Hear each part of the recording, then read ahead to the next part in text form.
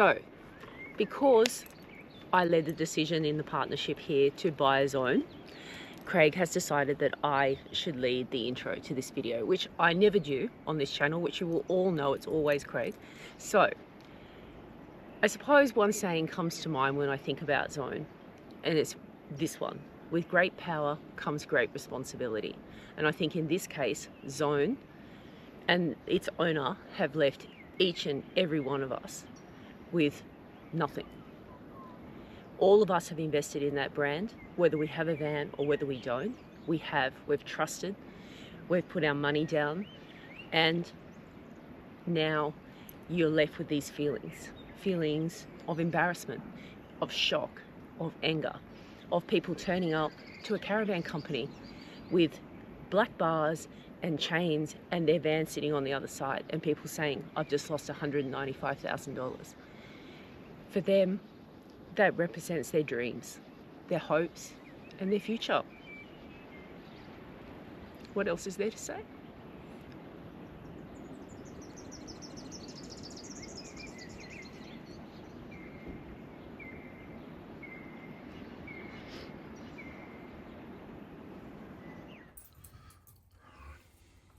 Hey, what's happening? You're obviously a bit emotional about all this zone stuff. Yeah, well, it's not a great situation for everybody, is it? No, it's terrible. And I feel the same way. And I felt like burning the caravan down the other day. Yes. But anyway, we've moved on. We've made a video. We're just going to tell you our opinions and our views. But more importantly, you have something very positive. Yes, we've just heard some you've just heard really good news in the last half an hour from one of our subscribers who is in the fully paid zone owners group. No, fully paid zone group. So they're getting their van next week. They're allowed to pick up their van next week. But Good. It is going to come at a bit more of a cost. Anyway, it's nothing compared to the money they've already spent. Good. So hopefully they can move on and sort out the other ones that have also put big investments in already and big deposits. Yes. So let's see what's happening. Anyway, we'll get to this video and you can see what we're thinking. Craig and Tracy Caravans by the Campfire. Hope you're all doing well. Just thought we'd come on and have a chat about the Zone RV situation. Lots of people have reached out, sent messages, that kind of stuff, which is all great. Thank you very much. We have nothing to do with Zone, other than owning a Zone, like many of you who will be watching it. And my initial reaction, I just couldn't believe it. Like, for such a company of their size and an innovator, I think they've changed the industry the last 10 years or so. Their reputation in the marketplace as being a luxury van manufacturer, no one expected it or saw it coming. Now, we don't know all the answers, but they have had that first meeting with the administrator where all the creditors gather and disclose what's owed, and that amount seems to be around that $40 million mark. And the administrator's saying, well, it's not all quite clear, it's very complicated, and there may be more, there may be, who knows? I don't know. They're going to take the next 25 days or so. I think they're allowed to do further investigation and to see what they come up with. So I think, firstly, my reaction was immediately towards those people who have paid a deposit. Yeah, and like anyone who's paid the deposit. And so those that are standing outside the gate looking in to hear those sort of horror stories was just atrocious. Yep. You know, for them just to be left like that. So I think it'd be great to see the ones that are fully paid be able to pick up their fully completed van. There might be some hiccups there though, because some people have clauses in their contract, these suppliers, called PPSRs. Yes, Personal Property Security Register it stands for. That's exactly right. So until they're paid for by someone, they own the goods and can come and get them. Yeah, so you don't want to, I think they're going to have to investigate that. Just to make sure things are okay. But if it was me and I could get my van and I owed money for wheels or something else, or fridge, or a fridge, I would say, well, okay, how much money is that? You know, hopefully you got that. But yeah, look, I was just horrified really, and we were out in the country just driving around. We saw a fellow zoner. But you know, you see people with your same brand of van, you wave and everyone's happy as Larry. Next thing you know, we're driving out of Bathurst, we chuck a left, we don't even get out of Bathurst before the whole world stopped. The zone world. All these messages. Anyway, by the end of the day, we get to the bottom of it. and it was just all round sort of bad news. So to those people that are paid a deposit, to those staff that work there, to all of the workers of suppliers to Zone, it's just not a good situation. No. At all. And I think when you ask us how do we feel about it, I feel gutted for those people.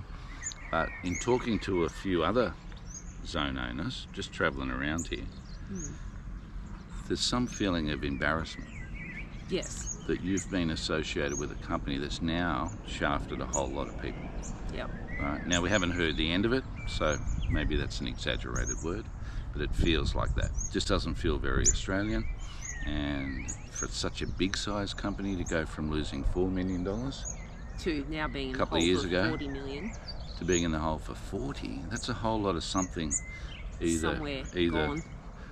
It's gone, too much R&D, not enough sales. Yeah. Whatever it was, poor management, I don't know, and I don't think anyone out there really knows. So we'll just wait to see that whole process go through. It took me 2 or 3 days to even want to look at our own caravan. Yes. I just felt sick to the stomach that that kind of thing had happened to genuine people out there. It shouldn't be happening to anyone. So now, look, I had to get over myself, I guess. After a few days, I started to understand the quality of the product and what we had, and now I refer to it as limited edition. So who knows? And it's not really the time for jokes, but maybe the odd light joke might help some out there. Yeah. A few people have asked, like, did we think there were any signs, or what did those kind of things? And like stepping back, I think this year we stepped back a little bit from the brand slowly, but like the one thing that comes to mind for me, like one of the biggest things I think that happened this year was the Expo hardtop launch. That just, I don't know, something that was just, the whole thing was not Zone. Just didn't feel Zone. I don't know what it was. Something was just not right about that. Just seemed a bit funny. It just was off to me. It was off, slightly off. But I didn't think anything. I thought, oh, that's off, but why? Why are they rushing it? Other people do that. Yeah. But for this brand, it just seemed really odd. Let's just talk about the price of these vans and what's happened in the last couple of years. Because there's significantly more money. Yes. I remember you getting a quote for $138,000 or something. Yes. For a new Paragon.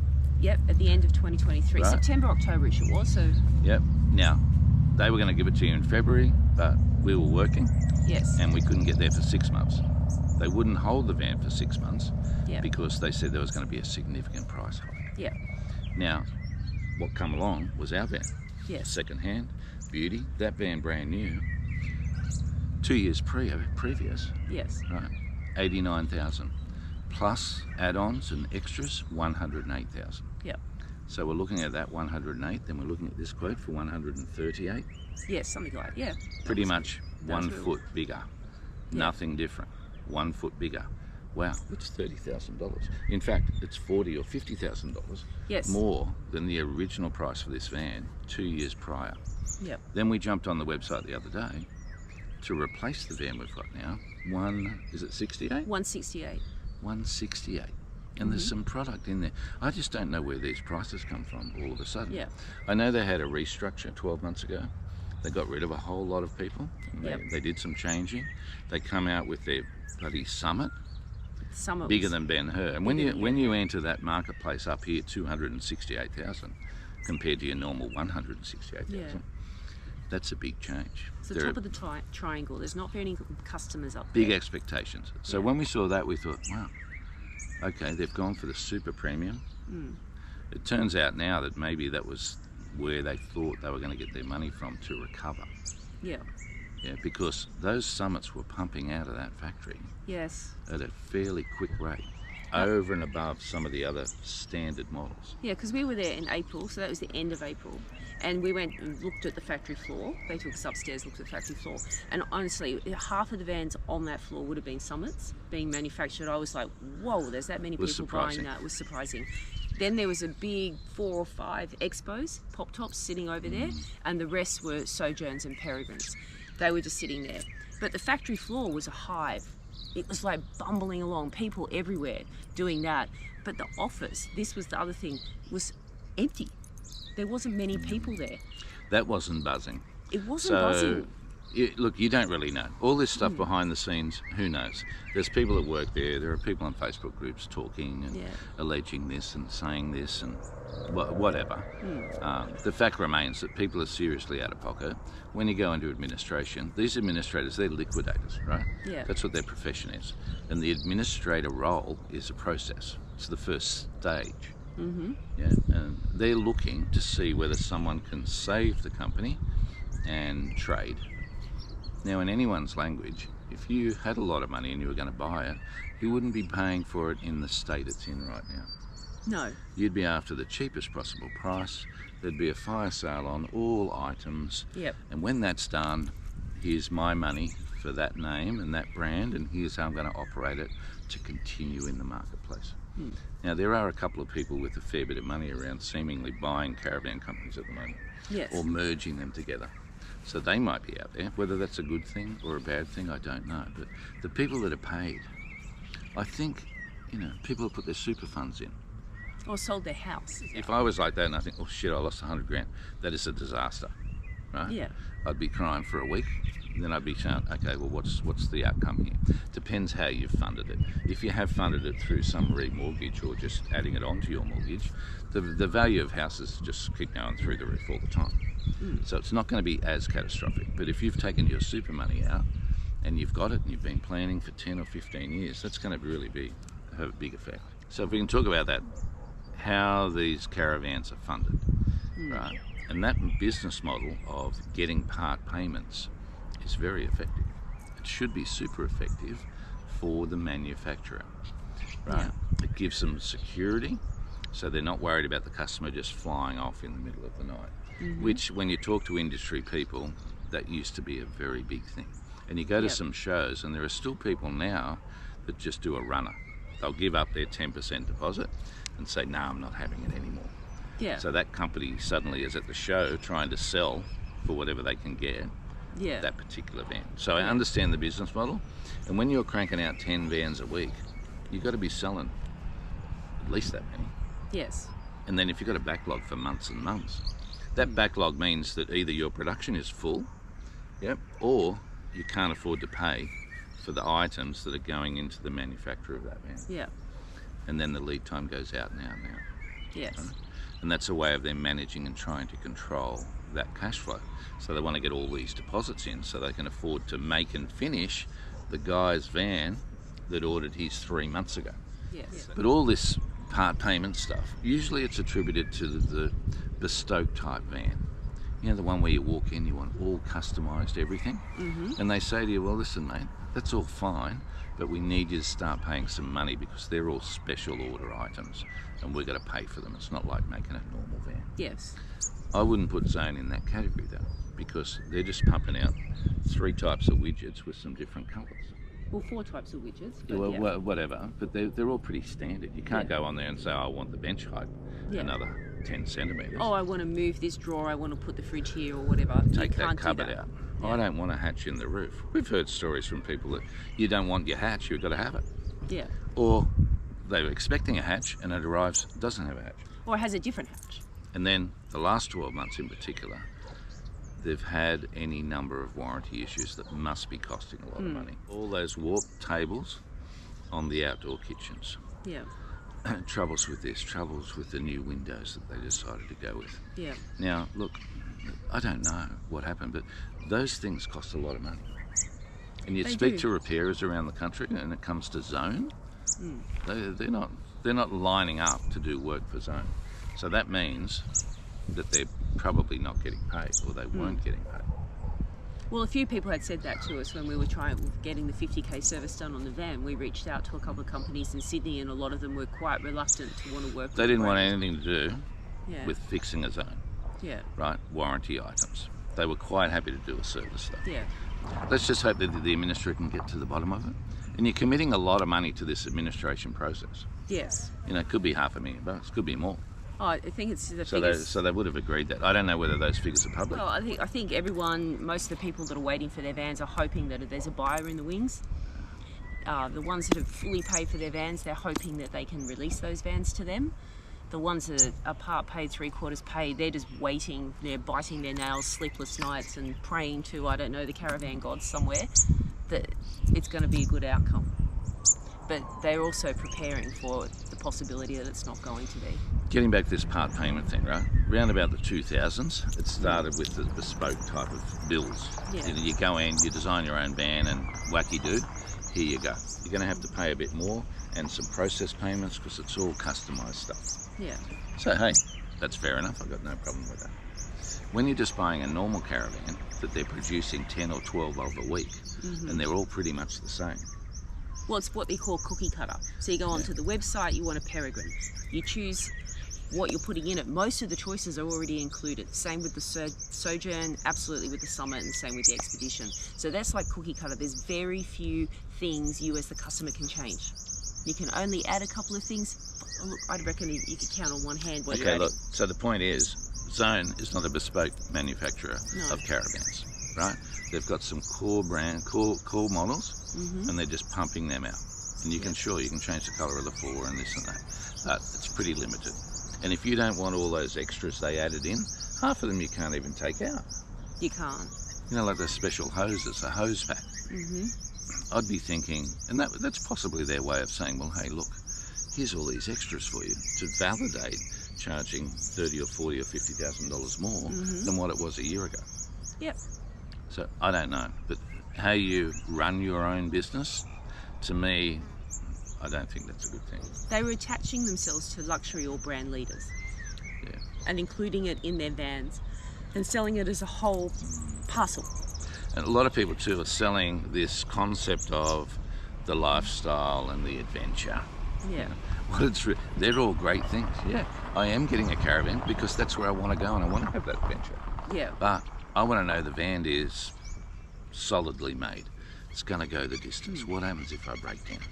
They're key buying decisions. So this emotion of, well, I see someone travelling down the Ningaloo coast. I'd like to be there. Therefore, I'm buying that van. I just don't think that washes. Like, to me, I see that and I go, wow, Ningaloo coast, great. What van could I take to go there? Yeah. What have they got? Oh, right, okay. They've got an XYZ brand of van. That seems to be going all right. What other things are available? Yeah. Who else goes there? Okay. All the people out there that have jumped in and helped these people, that have flown interstate, driven all the way from the other side of the country, and then they're being put up by fellow zone owners and fellow caravanners. I think that's all great. And those people are hanging around, just waiting. They've paid all their money, and they're hopefully getting their van. So let's hope they get it. Get that out of the road, and then you move on to the next people. And unfortunately, the caravan industry is not like building a house where you're paying your part payments as you go and the bank's coming around signing off. Yep, okay. Yeah. That's good. It's not held That in is your property. That's your property. Up to that point. You can't go in and say, well, okay, that's my van over there. That one. You've only half built it, give it to me. It just doesn't seem to work like that. No. And when you get into administration, if it goes to liquidation, just all bets are off, mate. Yeah. Whatever assets are in there in any way, shape or form, physical, tangible assets, Will be sold. they are being sold. Yes. They're being sold. Doesn't matter whether you paid for half it or what. Yeah. It's going out the door, fire sale time. Yeah. So they can get enough money to meet the creditors who are secured. That's right. And that's how that process goes, which is terrible to hear. It just goes like that. So to go from a smaller loss where your own accountants are saying, hey, you better watch for this, this and that, start to take some action, and then to end up in this gigantic hole. I'm not sure that says much about how it's been managed and run. Look, shit could have happened anywhere. Maybe something failed, things that we don't know. I think the administrator said, well, it's not very clear to him why such a company would just suddenly be in the hole. Yeah. So they're investigating. That's right. May well become a forensic type of investigation over time. Yeah. Which means much more thorough with a lot more power to go and find out things. So what do you think COVID had to do with all this? Oh, they were in the COVID bubble. There was so many orders, everyone wanted a caravan, couldn't go overseas, and they just didn't realise that bubble was going to burst. I think the ones that were smart, or smarter, that just didn't upscale, didn't think that, oh shit, I've got to make 100 vans just as fast as normal. And they just weathered that storm, consolidated. They've come out the other end quite okay. It's still been a struggle. When you talk to people in the industry, they had to really batten down the hatches. Zones seem to be enjoying the party mode of COVID in terms of number of orders. They were in the COVID hangover. They came into the COVID hangover period.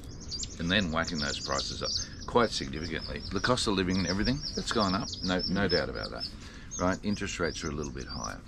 People, but not to this degree.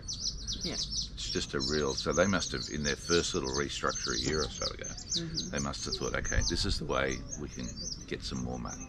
We don't know anything. We don't know whether sales were all normal or they were less. But one thing I do know is when you move, everyone we meet at shows and travelling around, they all go, oh wow, you got a zone. A little bit out of our price range. Yeah. So I know they would buy a zone if they were $10,000 to $15,000 less. Oh, well, if they were sitting between that 120 and 150, if there was that entry level into the brand before you started to move up, they'd be more comfortable with that. So that base model cash cow, get rid of that, you're in trouble.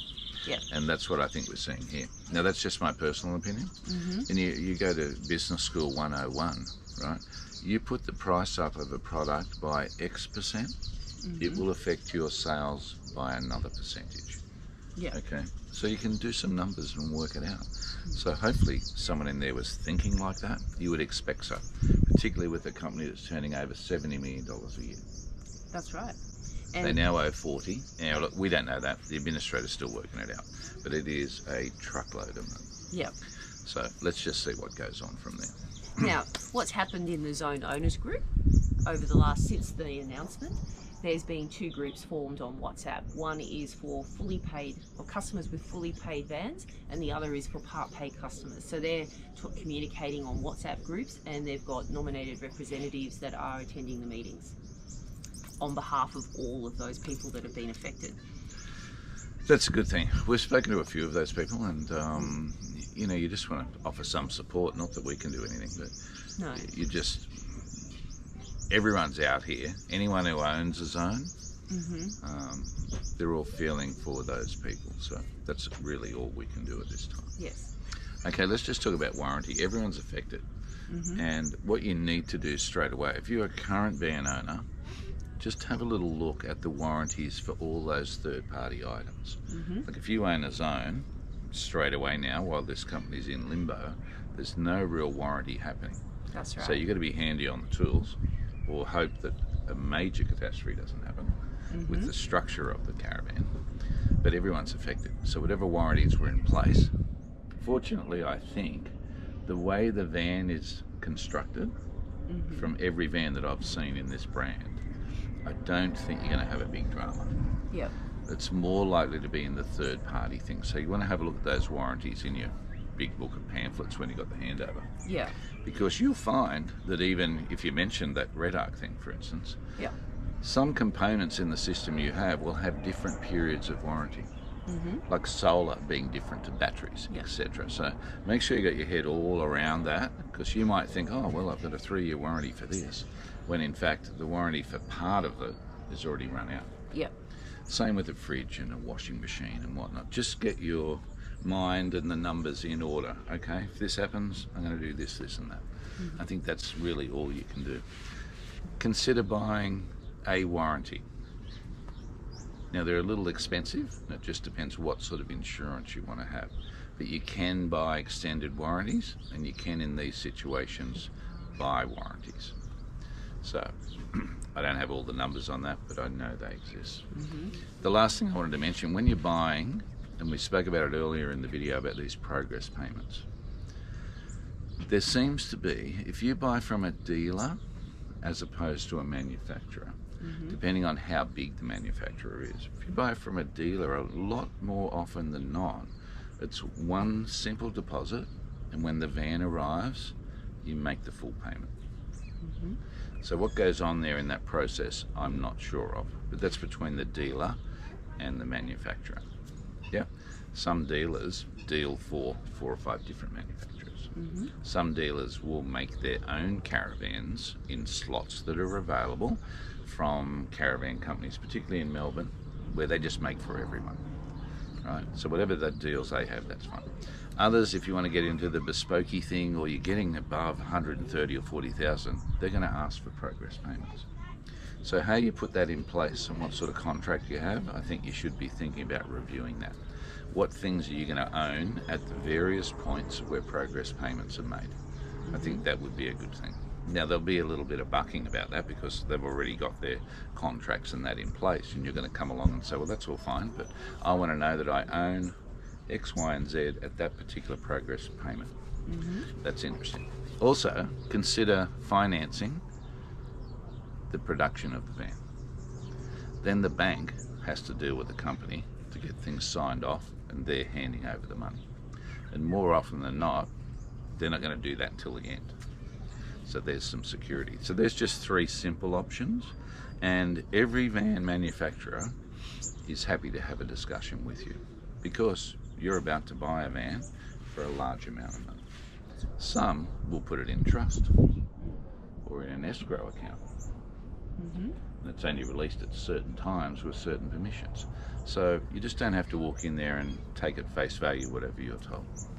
And if you feel uncomfortable, go to the next manufacturer. Okay. So in hindsight, there are a few things that you might think now, like you've stood back and you thought, well, shit's happened. This is just a disaster. Were there signs? Obviously, internally, there must have been signs, like absolutely. As a manager, as a general manager or whatever, you'd think, okay, signs are on the wall. Well, a restructure, and a while ago. lot of people lost their jobs. 23, 24, so that was in 2024. So a lot of people lost their jobs then in the restructure, and they shuffled the staff around. No one thought anything of it. Trading's still going on. Everyone's still bumbling along. But that was probably one of the first signs, I would say. So that was the first thing, but that might have been in as a result of what was happening, coming out of COVID, restructuring, making sure they were going to be in place moving forward in the future. But I think that was when the balance sheet was showing a $4 million loss, and then you start seeing. So what happened in the last year? A couple of things, just quickly. Expo, the soft launch of the Expedition hardtop. I just thought that was weird. I really did. Thought it was weird. Didn't think that was a zone thing. There was no fanfare, no social media buzz, nothing. It was just, here it is. Okay, so that was strange. Strange. It just felt strange. As a business person, I thought, oh, that's weirdo. Next. Tofty. Tofty was down there at the Sydney show, had a chat. He was doing his little tag-along tours and come and tour with me and own a zone of your own thing. And then all of a sudden he just disappeared. Just gone in July, boom, just gone. And there was no big email out to everyone. He's the former CEO and then brand manager. You would think there'd be some kind of, we'd like to thank Adrian if he's, retired or whatever, or thank you very much for your time and all this kind of stuff. And then just, he was gone and there was just I don't know how all that works. Nothing. But we've had several chats with him over the years, just at shows, really. And but he was the face. He was the face to customers. He was on YouTube and he was at the shows, and they could shake his hand and they could have conversation. Whether they liked him or not didn't matter, but he was there. He was the face, the interface to the brand. Yeah. But I think he actually did resign his position a long while ago. Yeah. Like maybe 12, 18 months ago. Maybe 18 months ago, something like that. And then he shifted, so whatever happened in the company, who knows? He shifted into this brand manager role, and then with the Summit launch, he headed off and they were making a whole range of videos. They were touring with people that already had a van or the Zone family, like the disappearance. Yeah, with no thank you, no shout out, no electronic email thanking him for all this. Just seemed, I don't know, what's happened to Tofty? It's just like he disappeared. That was it. Disappearance is the wrong word, but certainly just removed from the whole thing. So maybe he's retired and gone off. Anything could have happened, right? So so that was something. What else? The next sign, companies reluctant. Companies that we reach reluctant to do warranty repairs or to do work on the vans. When you're told, oh, it's not a warranty job, is it? We don't do any warranty here for that company anymore. We're happy to service it. And they were up front. The reason we don't do that is we don't get paid on time. quality control of the vans coming out of the zone factory. After 2023, going into 24 restructure, quality control staff were part of a big group of people that were let go. And I just think the quality control, you just watched a brand on the owner's page go from not much wrong at all, you felt quite confident about buying the van, to, man, it's like a lotto. Am I going to get a van where it doesn't leak? Am I going to get... Yeah, now look, you have to preface the owners groups, you're going to hear the bad stuff. So anyone that has any remote problem is going to be talking about it. But when you start to get to the whole lot or batch of vans where the blinds don't work. Yeah, blinds and windows not working, hatches leaking, air conditioner leaking, cupboards coming out, cupboards coming away from the wall. This outdoor kitchen in the Gen 2, Gen 3 vans, the door warping and letting in water and dust into the outside. It was like, it really wasn't there prior to that. They didn't expect, and there's a couple of customers. I remember seeing a couple of stories on the Facebook page, on the owner's page, where people had red dust through their zones. What the hell? This is supposed to be a dustless van. How did that happen? Well, I'm sorry, I just don't like, how did that happen? And it was particularly in the expos, the soft top expos, when they came out, they had dust problems on the doors. So these things are expensive to repair. So they've got to pay the third party. Most of those people are operating at $170 an hour. That's right. If not more. Yep. Plus they need the parts. So they've got to buy more parts, they've got to ship them there, they've got to get them installed. There'd be minimal payments. Yeah. Like, I won't go to work at all unless my 2-hour fee is being paid. Well, here's an example. For example. We changed the tap in the zone. Oh, yes. Not because it was broken, it was fine, but we something else broke. We just wanted a better one. So we replaced the tap. You were a plumber before your early days. And you did that work, and you were going, well, this would be the charge out rate. The amount of time it took, the part cost $169, but the amount of time it took you to take the other one out and put the other one in, how much do you think the job would have been by the time you put your labour in? I'd be embarrassed, but I'd have to charge $800. So it was 4 or 5 hours. I had to stop short of taking the whole side of the van off to get access to where that tap was put in. Or maybe your fingers need to go on a diet. Yeah, I don't know, but it was hard work, so I had to do some magic. But it's our van, so whatever it takes. Yeah, but that gives you an idea. If you're paying someone else to do that, that's what it takes. So that could be expensive. Yeah. Anyway, what else happened that you can think of? Something else I noticed, only a week or so before the Melbourne dealership. Yeah, they parted ways. So they parted ways. Then in Sydney, you get off-grid outfitters announcing their association with Rhinomax. Yeah. And I'm thinking that's a direct competitor to Zone. Yeah. I wonder what's going on there. Now that was only like a week or maybe 2 weeks before. It was pretty close. And then I'm thinking, wow, something is going on here. Yeah. And then what do you know? Bang, shut down on the Monday, which is just a shame. So they were the little signs, and we're just driving around thinking. And you, all you're doing is giving these things casual thought, because the industry is always changing. Yeah. You know, nothing was there to say, oh, right, they're going to go bust. Well, no one's sending you a balance sheet going, something's really wrong here. Nothing like that. But when you now look back, you can see all of these signs. And you might have questioned it at the time, but you didn't think. But now you can start to join the dots. The signs were there. They were coming, but no one really believed it. Plus, too, some of their ambassadors didn't necessarily go to all the shows. No, that was a bit strange. And you're thinking, I wonder what's going on there. They attended some, but not where you'd think they'd be attending. Well, not for the full 5 days. They come for the busy days, Saturday, Sunday, press the flesh, but that was about it. And I'm thinking that whatever deal they have, maybe they had to be paid to go to those things. I don't know.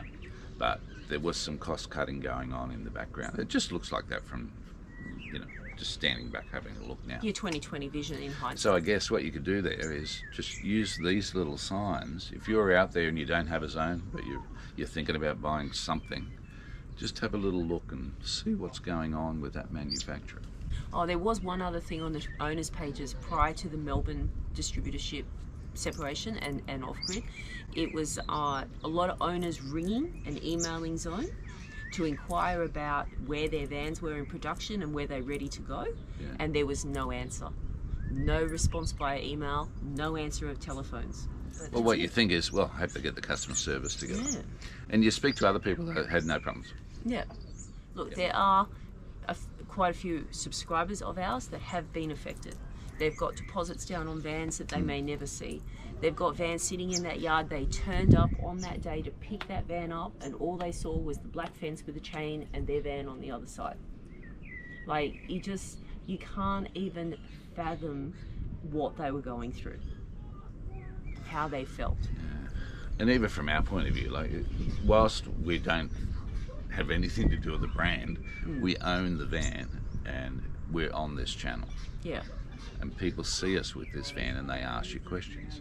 So by default, you feel like, you know, and that's why we don't show the van quite a lot in a lot of the stuff we do, because, you know, you need to make your own buying decision out there. Yeah. But when people do approach us and say, what's the van like? We just tell them up front what's the van's like. Our van is magnificent, right? Yeah. There is nothing wrong with our van, and I think it's the best van we've ever owned. Yeah. So that's what we say. We also say, listen, you've got to go and have a look at the new vans. I don't know what they're like. Now, none of this has anything to do with the company going broke, No. right? These things just happen sometimes, and you go, I've read stories about people checking out, getting the company checked out. There are reports you can buy that show you what their returns were like, you know, and usually it's like a year late, Yeah. but they show you what they were 2 years ago. So you can make an assessment, and the report makes an assessment for you about the likelihood of them falling over. So that information's out there, but look, at the end of the day, I just want a Caravan. That's all they want. They just want their Caravan. I'm starting to think, you know, look, $100,000, that's enough. What do you mean $100,000? That's enough. Well, What that's does enough. that mean? That will get you any Caravan you like. Oh, It may not be brand new. It will get you a van to get you out there on your adventure. You Yeah. choose whether you want new or second hand. People that get concerned about buying second hand, I don't even know why. Get it Yeah. checked out thoroughly, $300 or $400, right? Pay someone. There's plenty of van people out there. They'll go and have a look, examine it with a fine-tooth comb. And if it's 2 or 3 years old and done 10,000 kilometres, and you're not going to know that unless you buy a Zone, because they're the only one with a speedometer, not speedometer, odometer in it. Yeah. Right? If there are other vans out there with an odometer in it that comes from the factory, let us know, because I've been looking every time I see a van. So you'll know how much a Zone's done. But ours has done 50,000 Ks, and people say, wow, is that a new van? Yes. So, look, That's a common comment. apart from me feeling like, and I said it before the other day, if you ever see me in this van again, maybe that's not going to happen. That's how I feel about it. But I do appreciate that it's a good product. What's that Zone slogan? Oh, hope to see you in a zone of your own. Well, our new slogan is Zone on our own. Oh, yeah. Isn't that right? Yeah. Warranty, sales, service, customer service, and repairs. Now, I did say this is not a good time for jokes. But anyway. Anyway, look, I don't know whether this video's helped anyone at all, or whether it's part of... Why are you laughing? This is serious. Because I'm taking out, I've deleted, hang on, from the GPS, every Jayco dealer in Australia, so you can't go there. Because we are in Victoria right now, and their factory is right here.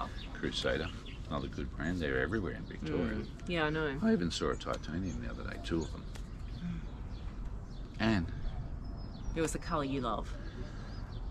slide outs everywhere, mate.